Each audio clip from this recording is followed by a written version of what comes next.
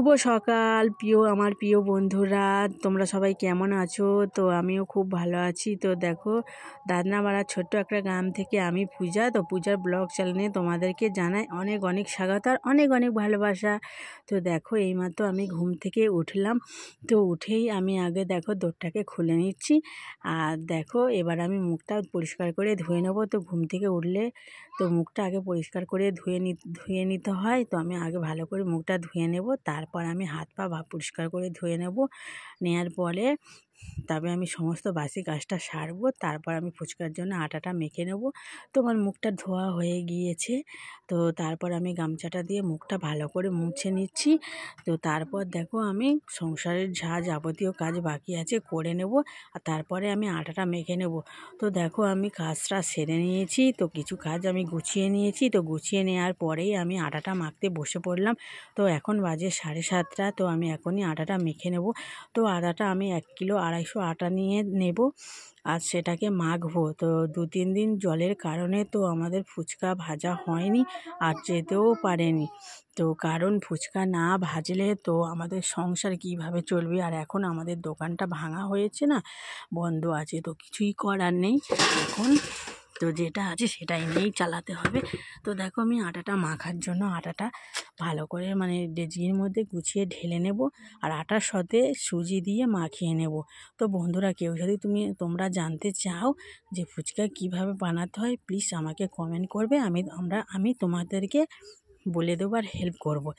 তো দেখো, আমি আটাটা মেখে নেব। তো ফুচকার আটাটা খুব ভালো করে হাত পা পরিষ্কার করে ধুয়ে তারপরে মাখতে হয়। হাতে যদি কোনো নোংরা লেগে থাকে তো ফুচকা একদমই ভালো হয় না, ফোলে না। সব ফুচকা চিটে পড়ে যায় বেশিরভাগ।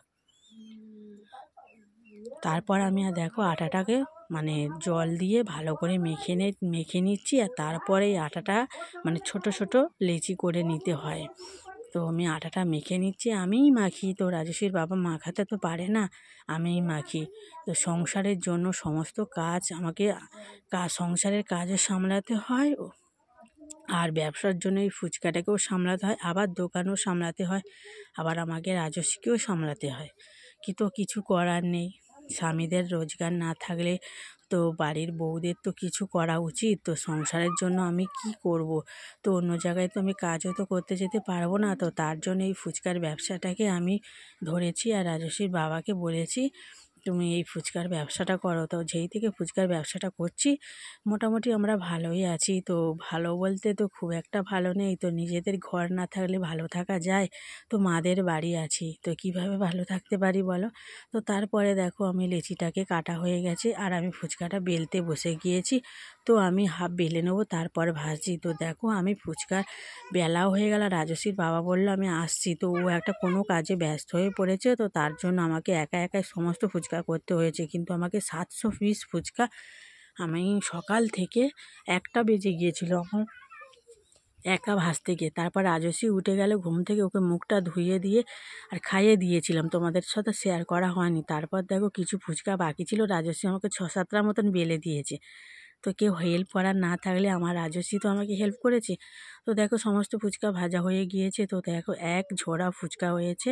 তো তারপর আমি ফুচকা ভেজে কিছুক্ষণ আধ ঘন্টা রেস্ট নিয়েছিলাম। তো কারণ সকাল থেকে আমার ফুচকা ভাজতে ভীষণই কষ্ট হয়েছে একা। তো তোমরা জানো না বন্ধুরা, ভীষণই কষ্ট হয় একা। তো তারপর দেখো, আমি রান্নার জন্য আলুটা কেটে নিয়েছি। তো ঘরে ডালও নেই আর কিচ্ছু নেই।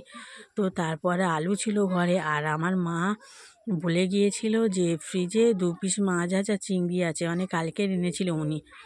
তো সেটাই কি করব, ভাগযোগ করে খাওয়া যাবে। তো ওটাই দিয়ে একটু আলু দিয়ে তরকারি করব মাখা মাখা, আর ভাত করব, আর কিছুই করব না।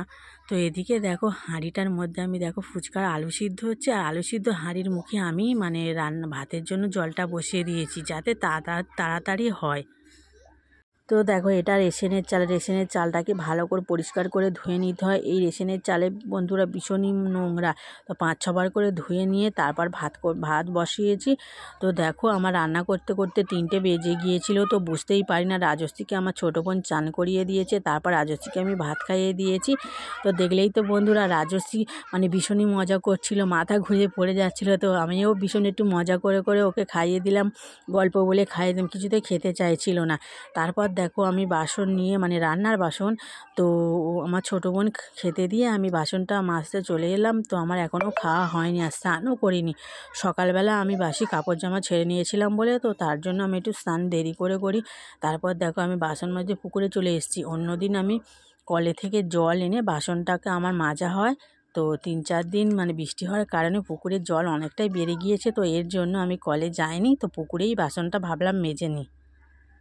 তো দেখতেই পাচ্ছ অনেক কাদার মধ্যে আমি বাসনটা দেখো ধোয়ার জন্য আর মানে পুকুরে নেমে গিয়েছি। তো এমনিতে আমি নামি না, তো স্নান করব, তো এর জন্য ভাবলাম তো পুকুর থেকে আমি মেজে নিয়েছি পরিষ্কার করে ধুয়ে। তারপর দেখো আমার বাসন মাজা হয়ে গিয়েছে, আমি পুকুর থেকে উঠে যাচ্ছি।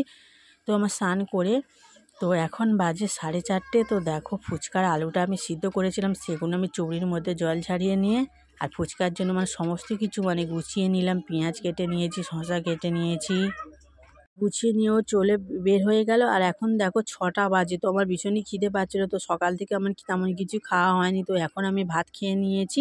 তো দেখো রাজস্বীকে মানে পড়তে পাঠিয়েছিলাম, তো আমি ওকে নিতে এসেছি, তো ওই জায়গায় পড়ে। তো এখন বাজে 8টা।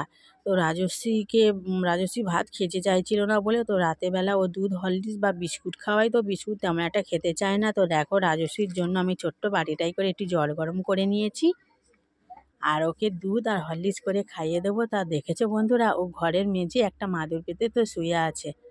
তো দেখো আমি হরলিক্সটা আর দুধ গুলে নিচ্ছি, তো ও কোনো বিস্কুট খাবে না বলছে, তো তার জন্য ওকে দুধ করে খাইয়ে দেবো সন্ধ্যাবেলা। ও আর ভাত খাবে না রাতে, ওই এতটুকাই দুধ খেয়ে কিছুক্ষণ পরে ঘুমিয়ে পড়বে।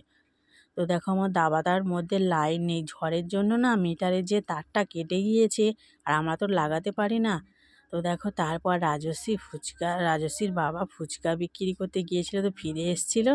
তো কিছু একটু আলু বেশি হয়েছে আর শশা, তো ও বললো চলো আমরা খাওয়া হোক।